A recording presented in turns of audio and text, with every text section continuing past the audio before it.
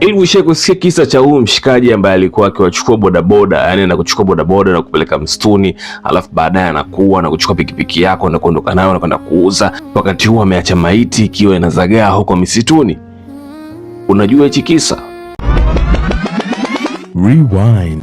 Kwa sababu hii kesi bado ipo katika mikono ya jeshi la polisi, naomba nisitumie majina halisi ya hawa watu na nitampa jina la Mudi huyu muhusika ambaye ninamzungumzia hapa. So huyu jamaa alikuwa anaishi Dar es Salaam na sehemu ambayo alikuwa anaishi na sadikika alikuwa ni Tabata ama Vingunguti. Kati ya Tabata ama Vingunguti ndio sehemu ambayo huyu jamaa alikuwa akiishi.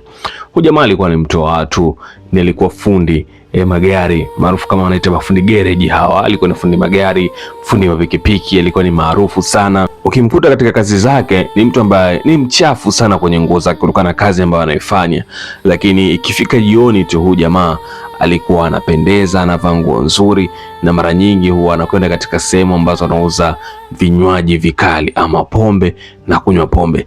Jamaa alikuwa ni mtu wa watu kiasi cha kwamba alikuwa akikuta washikaji zake wawili au watatu mmekaa mmekunywa bia moja moja, alikuwa na uwezo wa kuanulia bia nyingine hata 4 au 5 kutokana na kile ambacho alikuwa anacho kwenye moyo wake, upendo kwa watu ambao wanamzunguka. So huyu mshikaji pia alikuwa nyumbani anaishi na mwanamke wake, ambaye mwanamke wake huyo alikuwa anafurahi maisha ambayo anaishi na jamaa, kwa sababu jamaa alikuwa anafanya kazi ya garage, ni fundi mzuri, akirudi nyumbani ana fedha, anaacha nyumbani fedha nyingi ya kutosha, lakini pia baadaye jioni anakuwa zake kulewa na washikaji.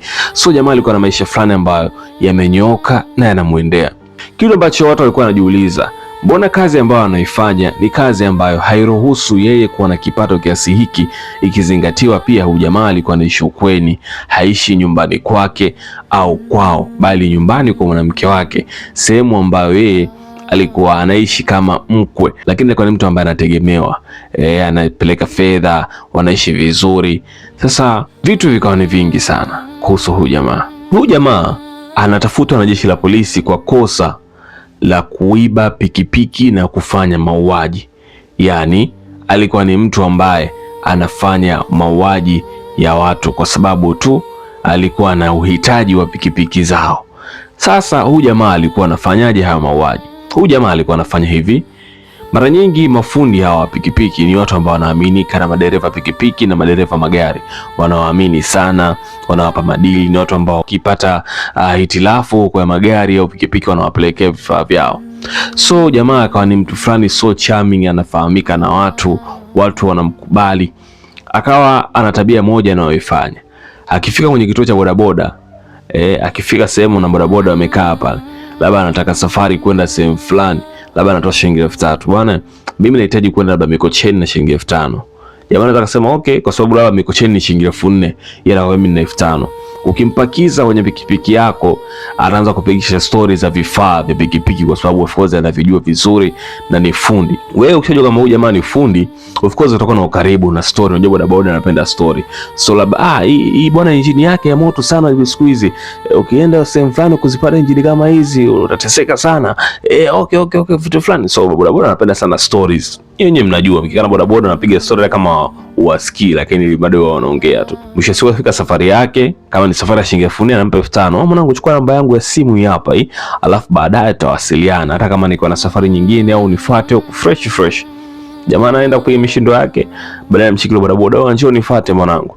Wanapaka nyumbani shilingi 4000 fresh, mimi ndakupa 5000. Kwa hiyo 5000 mchana, 5000 usiku, 10000 jamaa anakupatia. Na fresh, yani hiyo siku inaisha, amekupa 10000, unamrudisha nyumbani, tena sio kwake. Mnafika sehemu, mara nyingi ilikuwa jamaa anasadikika anashikia maeneo ya Vingunguti, and then anaendelea na shughuli zake. Unaona mshikaji si ndio huyu. Siku nyingine kupigia simu inakuwa ni rahisi wewe kumwamini, kwa sababu unajua jamaa hana mbambamba kwenye utoaji wa fedha.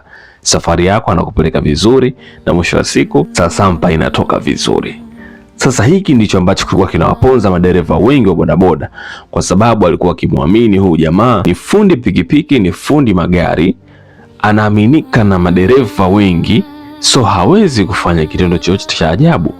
Istoshe jamaa anatoa fedha bila hata kufikiria, bila hata kujingatangata, anatoa fedha ya maana. So siku ya kwanza, ya pili, ya tatu, ukishamwamini atakupigia simu usiku. Hii naongea kwa sababu ya matukio ambayo yametokea na mimi nimepata kusikiliza kwa watu, nimepata experience kwa watu ambao wameishi naye huyu jamaa. ndo alikuwa na hadithia. Of course mimi pia nimekulia maeneo hayo, so hiyo story ni ya ukweli na mimi nimepata kuisikia kwa watu. So jamaa alikuwa anakifanya, alikuwa anawachukua siku labda usiku wa manane, anapigia simu, bwana nilipata dharura ndugu yangu, labda kuna sehemu inabidi niende, nimeenda kutengeneza gari ya watu lakini haijatengemana, imezima njiani, kwa hiyo inabidi niende nikamalizia kuitengeneza hii gari, lakini usiku 10 na kuamsha, lakini nitakupa shilingi 10,000. Sasa wewe kama dereva ukisikia 10,000 ambayo 10,000 ulibidi kesho yake uamke asubuhi mpaka jioni ndio uipate, mtu anakuambia anakupatia 10,000 usiku mmoja tena wa manane. Mtu anaondoka na chombo yake usiku, anaiamsha, anamfuata mshikaji, jamaa anakuwa na begi lake la vifaa. Of course sifundi magari na fundi pikipiki bwana, ana begi lake. Pap, mnaenda kwenye eneo la tukio. Bwana wapi? Bwana tunzetu labda sehemu fulani, sehemu ambazo mara nyingi huwa anazitaja, labda wanakuta Kibamba ndani huko Mwabepande, sijui sehemu ambazo ni za ndani sana, lakini wewe tayari ushamwamini, una siku 3 unampeleka sehemu na anakupa shilingi 10,000, unasema yes, huyu jamaa anaweza kunipa fedha ya maana leo. Ukishafika sehemu fulani hivi za ndani, bwana twende mbele, sio muamini, anatoa nyundo kwenye begi lake, anakupiga nayo kichwani. Akishakupiga kichwani na hiyo nyundo, anahakikisha wewe umezimia. Kama hujazimia, anachukua tena hiyo nyundo, anakupiga nayo tena ya kichwa kwa mara nyingine.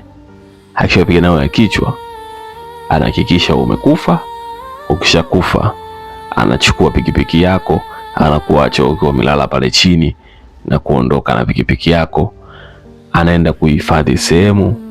Baada ya wiki ama wiki 2, anaanza kuifanyia manuva na kwenda kuiuza hiyo pikipiki kwa watu wengine. Hicho ndicho ambacho Mudi alikuwa akikifanya. Rewind. Si rahisi moja kwa moja kufahamu kwamba huyu jamaa vitu ambavyo anavyofanya ni hivi na ndio maisha yake anamwendea hivyo, na eneo la gereji yake ni sehemu tu ameweka kama geresha, lakini maisha yake anaendesha kwa wizi wa pikipiki. Hatujui kama alishawahi kufanya matukio zaidi ya hayo, lakini matukio ambayo yameelezwa na watu ambao wa karibu na wanamfahamu ni mtu ambaye alikuwa akifanya matukio hayo ya pikipiki. Sasa ilikuja kufahamika vipi kwamba anafanya haya matukio? Nani alikuja kusema kwamba yeye alikuwa akichukua bodaboda na kwenda kuwafanya matukio hayo mistuni?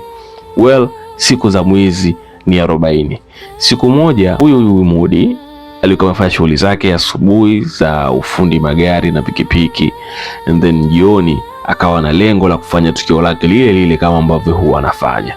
So akamcheki moja kati ya watu ambao tayari ameshaingiza kwenye laini yake kwamba anawapigia simu, anampeleka sehemu na kumpatia fedha, anawapatia fedha wale madereva, maisha yanaenda. Akamchukua huyo jamaa ambaye ni dereva pikipiki usiku mkubwa sana, kama mida ya saa 7, saa 8, saa 9 hivi.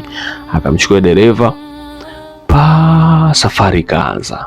Wakaenda ndani kwa kwenye misitu, twende huku, twenzetu huku bwana, nyosha mbele, kata kona, kata. Sasa dereva anapelekwa sema wazee mwenye pia hazijui, lakini kwa sababu ni mtu ambaye anamwamini, it's fine, it's okay, twenzetu, mimi nahitaji sasampa. Fika mbele kidogo, bwana Mudi akatoa nyundo kwenye begi lake, akampiga nyundo ya kwanza kwenye kichwa, akampiga nyundo ya pili tena kwenye kichwa. Dereva akalala chini, kichwani akanatoka na damu. Mudi akaona yes, huyo nimemmaliza. Akachukua pikipiki yake yule jamaa na kuondoka zake. Huyu dereva alikuwa akipaki kwenye kituo cha pikipiki pale Vingunguti. Stories zinasema hivyo. Rumors say huyu jamaa alikuwa akipaki katika kituo cha bodaboda pale Vingunguti. So huyu dereva ambaye amepigwa hizo nyundo wakati amelala pale chini, Mungu alimpatia uwezo wa kutokukata roho pale, wala hakufariki pale. Mida ya saa 9, saa 10 mara nyingi huwa kuna umande ambao unakuwepo. Mungu atengeneza maajabu ya dunia, mojawapo ni umande ambao huwa unatokea. Lakini pia mida ya saa 11 hivi kuna manyunyu ya mvua yakaanza kunyesha. Yale manyunyu yakampa ahueni yule dereva ambaye alipigwa nyundo 2 pale chini, akaanza kupata ufahamu kutokana na kile kipigo ambacho alikuwa amepigwa. Akaanza kupata ufahamu, yale manyunyu ya mvua yakaanza kumrudishia kidogo consciousness, akawa narudi taratibu. wasamaria wema wakapita pale. Baada ya kupita wakamkuta yule jamaa yuko chini anaomba msaada, wakamsaidia, wakamuuliza kitu gani kimekukuta, akawaeleza, akapelekwa hospitali, na hospitali akakaa kwa takribani wiki moja.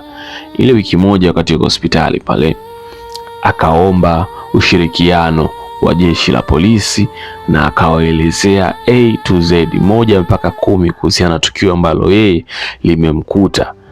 Na mapolisi baada ya kupata hiyo taarifa wakaanza rasmi kumtafuta Mudi, ambaye ni matukio yake haya alikuwa akiyafanya.